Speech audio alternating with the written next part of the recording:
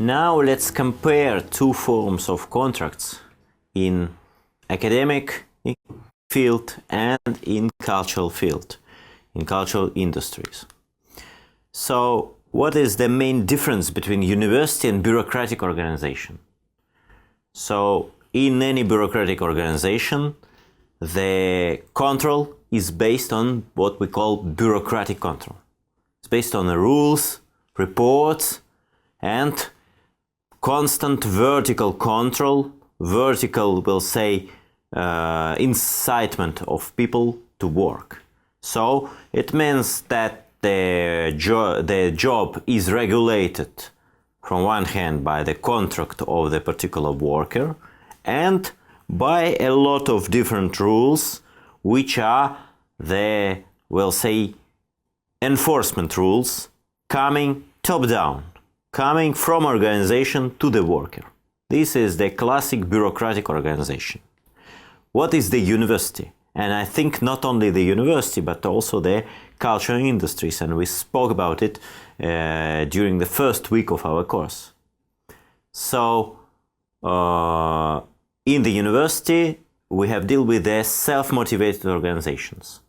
It means that, yes, you have a contract, but the remaining part, it's not the rules coming from bureaucratic control top-down, but self-enforcing rules.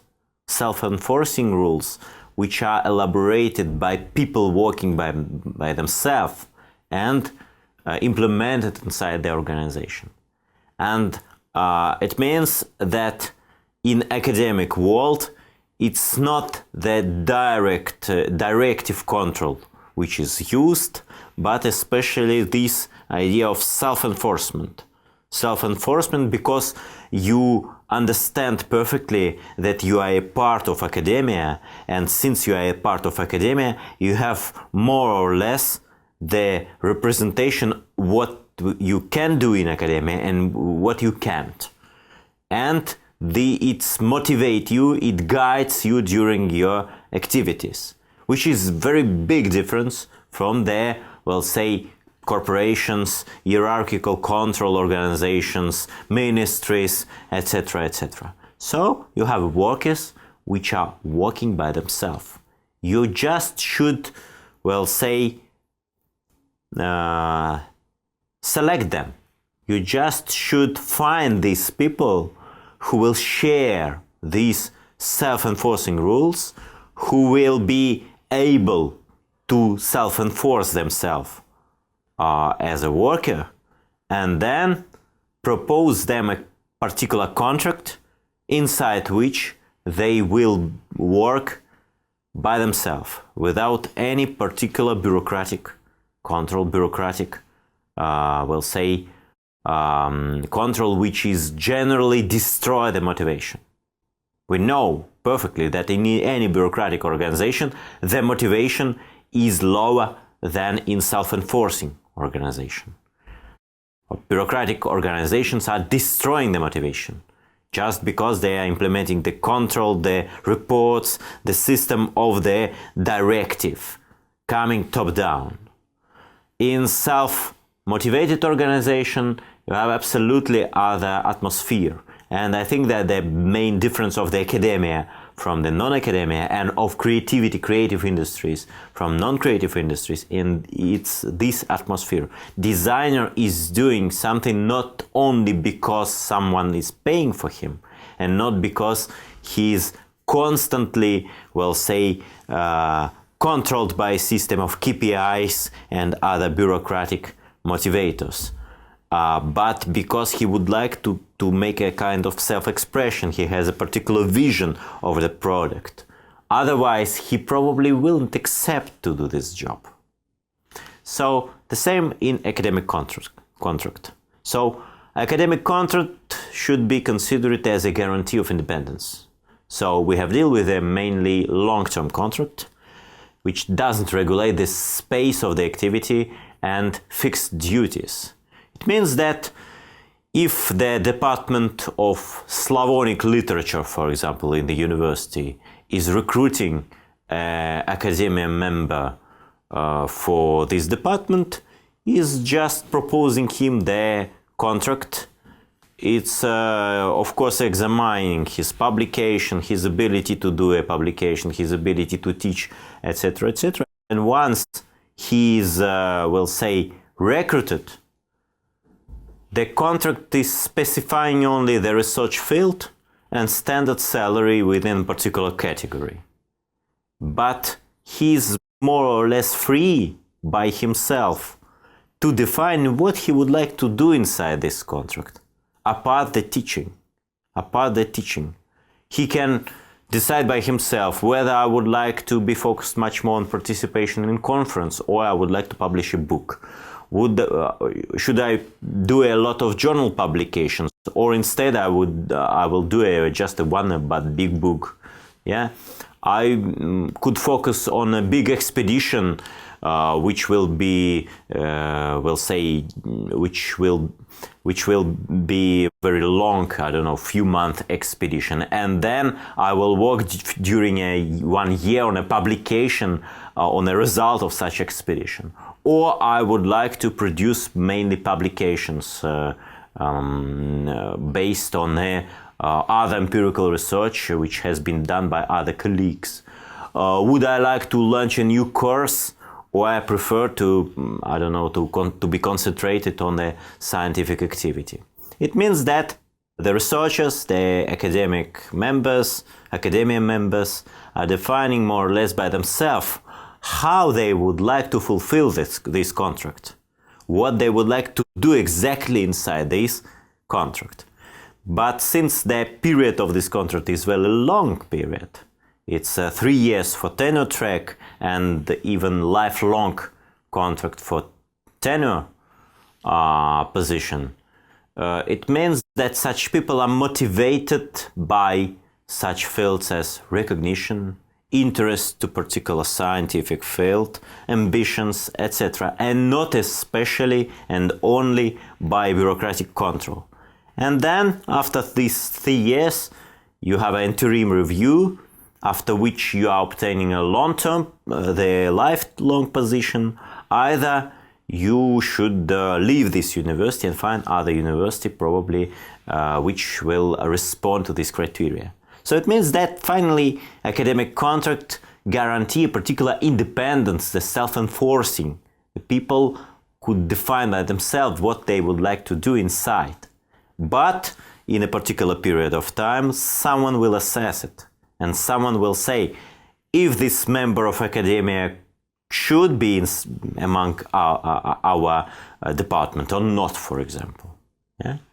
So, from this point of view, it's very, we'll say, different from the model of the creative or cultural industries contract, but from another hand, it guarantees particular independence, and this is a common point between them. It means that the contract is also based on idea of this independence, or academic freedom, if you want. Academic freedom is the ability of people to decide by themselves what particular research field they would like to do, what particular course they would like to teach, and what kind of particular scientific results they would like to demonstrate. But inside the contract of creative workers, we have deal with also quite high level of flexibility. Yeah, it's quite flexible also, and the effectiveness is also based on self-motivation and not on a system of control points, top-down oriented. But the contract or inside academia is a permanent contract. It means that this contract is attaching academic workers to particular organization, which is a very big difference from the cultural industries. In cultural industries, as we know, starting from the middle of 20th century, especially in movie, in music, in some others, the people, in some other clusters, the people, the artists are not related with the majors by permanent contracts, which means that any artist could do any kind of product under different major agreements, which is not the case of the university. And until now, we know well that the professor working for one university generally could have an activity inside other university, but it should very well specify how he will say make a border between the activity in one university and activity in another university. How he will distinguish the result he obtained from the results of in one university from the results inside another university. And I think that this is one of the challenge of the academic contract right now. And we know that during different times, especially during some right-wing governments in United Kingdom, for example, the idea of the so-called permanent contract has been a few times debated, and some politicians proposed to, we'll say, destroy the model of the permanent contract in academia. So it means that this idea of the contract, which is linking directly and for the long time particular academic worker with a particular organization, is questioning. Especially this issue of permanent contract is very linked with the idea of what kind of product university is producing right now and how it is changed. And that's why I would like to present one of my view of how the university is evolving right now. This point of view is quite critical. It means that, in my opinion, in this transformation we can find a lot of criticism. But I can observe such tendency. What is the old model of the education? The old model of the education is based on the idea of the production of a very standardized product. Curricula with quite stable and non-changing set of disciplines, and especially organizational forms of education, lecture, research seminar, etc., etc. And main aim of the curricula was to maintain the creation and reproduction of scientific knowledge, which should be quite stable and conservative. So it means that university curricula was very conservative, was based on the idea of the knowledge which has been already generated and scientific knowledge which could be generated from this knowledge which is existing right now. So main holders of the curricula was academic leaders, chairs of cathedra, so-called cathedra, so recognized in particular scientific field. It could be very comparable with the system of the classic Hollywood. Old university system, it's a classic Hollywood system. It's the system of the 1930s, where we have dealt with the standard unit cost of each product. Each film during the classic Hollywood time was quite similar cost, because you have deal with quite standardized screenwriters, you have deal with quite same actors playing for this particular company, remunerated under the salary model, etc. So you have a quite high competition for entrance. You have the system of vertically integrated production. All processes are inside the corporation. All processes are inside the particular major. So particular major has his own screenwriters, his own actors, his own producers, his own theatrical chains, and everything is working like this. So, and a salary system attaching particular academic to particular institutions or particular actors to particular majors in Hollywood industry. What we can observe right now and how we can interpret the changes inside this system. I think that actually academia have a particular challenges which are pushing this old model to a kind of evolution, some changes, which of course could be and probably should be criticized. But such challenges are more or less objective, we know them. It's there, first of all, the mass enrollment. The number of people which would like to obtain the higher education is growing constantly in the world. Second is the problem of the project-oriented skills. The education and especially the industry demand universities to be more oriented to the practice, to the project, etc. Finally, it's the individually learning trajectory. So it means that university also should respond to this shift, because we have deal with the people working in a very particular working places which should combine sometimes very particular skills, sometimes skills from different fields, which means that we should provide as academia the choice to the students to change a little bit their trajectories. And finally, it's soft skills, the ideology of soft skills, the idea that skills which the people obtain could and should be used in a lot of other workplaces, or could be used in different forms of activities. Of course, from this point of view, education is moving to the what we call the model of blockbuster. Blockbuster, it means the particular unique product with non-standard cost per unit. Because if you're making a particular program or curricula in engineering, you will never do it similarly than you will do this in mathematics. It's absolutely different fields. You can't do the program in engineering similarly than you are doing the program in philology, I don't know. So it means that you should orient on very different mass segmented markets, and which drives the university's differentiation. And in the developed countries, we have a very high, we'll say, difference between the university grades, university rankings. Yeah. So it means that each curriculum, it's not something very conservative. It is started to be regarded as a project, which has his separate time slot, we'll say, time period. And of course, it's increasing the extra-institutional mobility, because to create such programs, you should constantly, we'll say, invite people from other realm, including people from other universities. So you should sometimes improve this interinstitutional coordination. And of course, it drives the question on a flexibility of the academic contract. And another final phenomenon we can observe, it's the phenomenon of what we call the neo-managerialism inside the academia.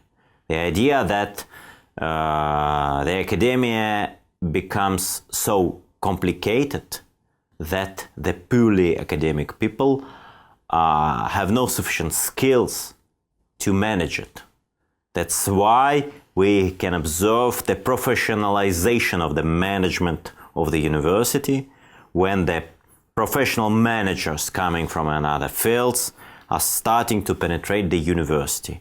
So it's not anymore the figure of the classic professor who is a professor and at the same time the administrator or manager inside the university, but the idea that a particular professional manager, not professor, who is, we'll say, governing particular activities inside the university. Another challenge we can observe is, of course, the online education. And this is the challenge not only for the education system, but also for creative industries challenge. First of all, online education deals with a lot of mediatized content. So we have deal with the reproducible content, so it's industry. We have deal mainly with audiovisual content or mediated digital interactions. Any kind of learning through the online platforms, it's the mediated digital interactions between those who are programming these platforms and the authors of the course and the students, the enrolled, and there are a lot of audiovisual content, especially the video lecture. For example, inside the massive open online course, like our course, for example. So it means that online education enters into ecosystem of core cultural industries, because, as we said, already core cultural industries is the cultural industries based on audiovisual and video. It's according to to one of the cultural industry model or model of creative industries concentric circles. So of course we can observe different forms of such online education. For example, one form is blended learning, which is combining online and offline interaction, which is combining automatic tests, for example, with non-automatic tests, so verified by the particular monitor or master. We have deal with massive open online courses, which are completely online, and the new model, it's a so-called blockchain education, which is based on making the entire curricula from different online courses, which is recognized by a particular university, for example. And when this university is delivering the diploma, guaranteeing that these people is obtaining the particular degree after obtaining few massive or mass-oriented online courses. Of course, all these, we'll say, orientation to online education, especially massive open online courses, could be regarded as possibility to make the elite education mass-oriented. And it was one of the main idea of massive open online course. For example, if we will take a look on one of the interpretation of this field from New York Times in 2012, we can find this citation: "Nothing has more potential to lift more people out of poverty by providing them an affordable education to get a job or to improve in the job they have. Nothing has more potential to unlock a billion more brains to solve the world's biggest problems." So the idea that online education is something which will solve the problem of poverty, for example. So this is the idea that massive oriented online courses is we'll say, working as a social lift, which providing the people from poorer classes the possibility to obtain the Harvard education because they can't pay the tuition fee. So, and of course, as we can see, it's very similar to this ideology of the creativity as the solving problem of the employment policy. So it's absolutely the same creative turn. You are just improving the creativity and you're becoming the creative banker or creative designer or creative someone, etc. And probably the state don't need to pay you a lot of money because you are working for pleasure, like this. So it's the same idea of reworking the middle class, which has been pointed out by Angela McRobbie in our 6th week. So, of course, one of such outcomes we can observe, it's the idea of Napsterization of the education or Uberization of education. Because what is the Uberization? Is the idea that there is no organizational borders. There is no borders between the university. The course is mainly proposed for audience outside the university. The course could be taken by different people from different countries, etc. The idea that there is no organizational borders. Another is the idea that curriculum or education inside this new model is understood as a set of courses, which could vary depending on consumer choice. So idea that the person who is taking the online courses is able to make by himself the decision which course will be good for him and which not. Which course will be good to obtain the qualification and which not. So, and this is a very huge difference from the classic university model where finally the people is coming to the program, to the curricula, and the curricular administration saying, I think that you should obtain these courses at the obligatory manner. Why? Because I'm an author of this education. And the remaining courses you can choose, it's a so-called choice, it's the so-called free curricula. So it's the idea that consumer choice could drive the quality, which is finally could be questionable in the field of education. Yeah, another and it's the another phenomena we can call it Napsterization of the education. What is Napsterization? What did the online site Napster? Napster was the online platform who was the first to sell the music not by albums but by tracks, by proposing different tracks to people. So the same with the education. Instead of online education, instead of proposing you as a consumer entire curricula for a particular qualification, the online model, the online platform proposing you the different tracks, different courses, and by yourself you are taking the decision what course could be good for you and which is not. So the idea that this is the idea of another role of the user in education. This is a user-organized learning.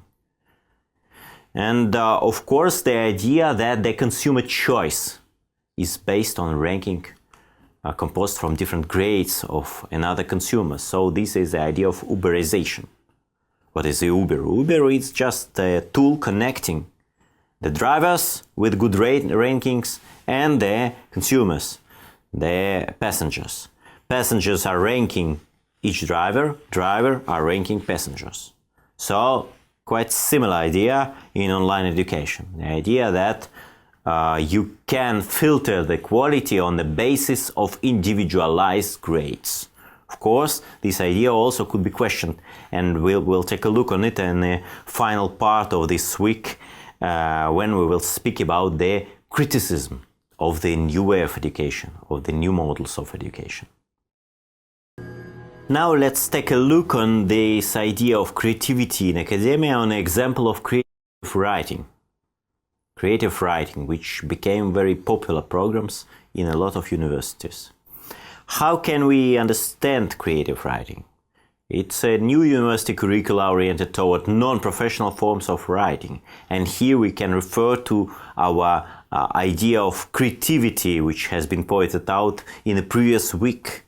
The creativity could be understood differently. It could be understood as a particular kind of activity based on production of symbolic forms embodied in different products. And in this case, we have deal with the hard skills. So in this case, we have deal with the hard skills of particular forms of writing. For example, writing for the journalist, writing as the speechwriter, writing as public relations manager, etc. This is a professional texts, professional hard skills work. Another forms of creativity could be understood as activity involving innovativeness and non-usual thinking.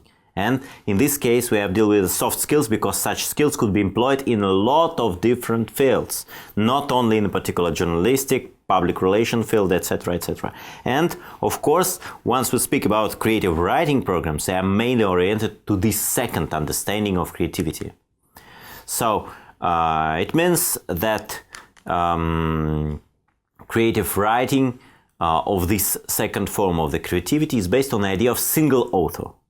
So in the first model of the professional writing, we have deal with a so-called collective writing, writing for public relations, where your text will be used by another people in particular objectives, in advertising, in journalism, in speech writing, etc. So this is a form of collective writing. But the creative skills in the field of creative writing is the idea that you have a single author and you can improve his own skills to write. The idea of this single author model, of course, and which means that finally such programs are much more focused on the idea of narrative design of narratives inside the text, how to construct the text, and on the ideology of fostering creativity within the academia. It means that inside the academia you can foster the creativity of students, you can make students more creative by providing them a particular creative skills. So, and arts can shape and can be shaped by the academia in this case. Finally, such programs are much more oriented toward short forms of writing, such as poems, essay, novels, biographies, and some others, because such forms could be used in very different texts for very different, we'll say, human activities, social activities. Finally, it means that creative writing is very different from the language studies. Language studies are much more oriented on the rules of language. How to employ the language, how to employ the rules of language in order to produce texts. Creative writing is oriented on absolutely other things. It's oriented toward the self-expression. The idea of the creative writing is to make the people, to provide the people the ability to express their opinions, to self-expression, to their, we'll say, this openness of their minds to the creation of texts. Now let's do a little critique of this new creative university from the position of media studies and culture industry studies. And here I would like to refer, first of all, to a book which has been published in 1980s, I think, by Bill Riddings, The University in Ruins, where Bill Riddings is pointing out the idea that the university mission to reproduce the national culture is replaced by the idea of the global university of excellence, competitiveness, which means that university should be global, innovative, etc. And we'll say the objective of working of the university is to be compared with other universities, to be more innovative, to be more competitive, to be more, we'll say, to be a university of excellence. And of course, it implements a particular new managerial practices, such as practices of ranking, so comparing universities on a particular, we'll say, measurable parameters. It's the idea of bibliometrics, which means that you can measure the scientific performance of the people inside the academia, and you can compare it. Or the idea of KPIs, so keynote performance indicators coming from the management field, which finally will bureaucratize the university, and which are bureaucratizing university, making university much more pushing on top-down inside the academia, which is completely changing this landscape of the liberal model of the university, academic freedom, etc., etc. So, of course, we can do this critique of creativity as precarious worker doctrine, which is, of course, also penetrating inside academia. Creativity, as understood from different point of view and as very complex subject, is entering different curricula as soft skills. So the idea that creativity is everywhere, creativity should be everywhere, creativity should be in every curricula just because every worker in a contemporary society should be creative. It helps to amplify the social status of the middle class, this new assemblage of the middle class, if we will refer to the term of Angela McRobbie from our 6th part of the course. And of course, it contributes to creation of this new ideology of the new underpaid middle class which should be which should work not for money but for pleasure. Yeah, and from this point of view, we can see a lot of critique of such idea of creative writing, so writing of everything, critique of soft skills of everything, critique of digital skills which could be everywhere, etc., etc. Of course, another, we'll say, point of critique is the critique of the industrialization of education, because industrialization is the way to commodification. once you have industrialization, you have a commodification. So the transformation of the common good, and especially public good, into commercial commodity. So the logics of critical political economy of media, especially Christian Fuchs and some other colleagues. So because the mediatization of the education is the path to the new industrialization or reindustrialization of the education, which is finally contributing to the education as the pay, as a money machine, if you want. Similarly, then it was the critique of the, reproducible music as the money machine. So, of course, the technologization of the education push this factor, push this development, of course, because it's dehumanizing the education from the point of view of some scholars. And once it's dehumanizing the education, it's industrializing it. It's completely making reproducible. Of course, it's also bringing the education into the networked world of Uberization, the idea of collectivism, the creation of the illusion of the education by making people clicking just buttons. Yeah, the people obtain the illusion by clicking the buttons that they participate in politics, for example, if they are voting for particular projects via the internet. Similarly, people obtain, we can make this criticism that the people, just by clicking on buttons in internet or on their tablet PCs, just also obtain the illusion that they obtain the education instead of really obtain some skills.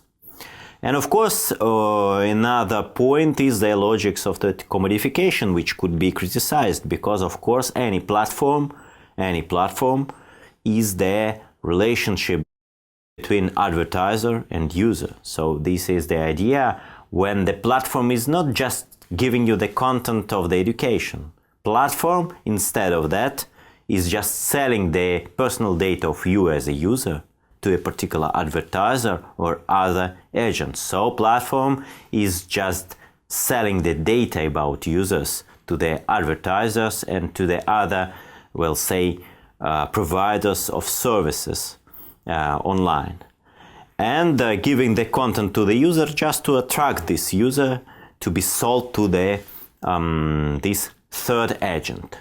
We can make such kind of criticism if we will try to base this criticism of the idea on the idea of political economy of communication, especially the idea of double market, the idea of commodification coming from Dallas Smith.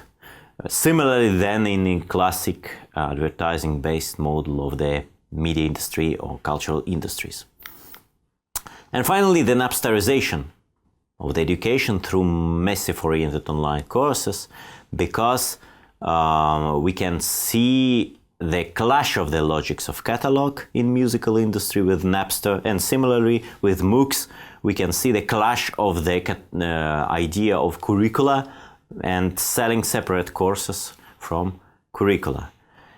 So it's the idea that from education we are moving to the learning. So from the education as the creative process where we are creating the knowledge, where the knowledge is based on a particular, we'll say, choice of courses, which sometimes cannot be changed by the user himself, we are moving to the learning where the user determines himself his curricula. So, and from this point of view, the criticism also could be done and is done by some scholars, because education is a very complex good. The result of education is unpredictable, and the effect of education is deferred, which means that we can't predict what kind of effect, social effect, we will obtain in the long run from this evolution from the education toward learning.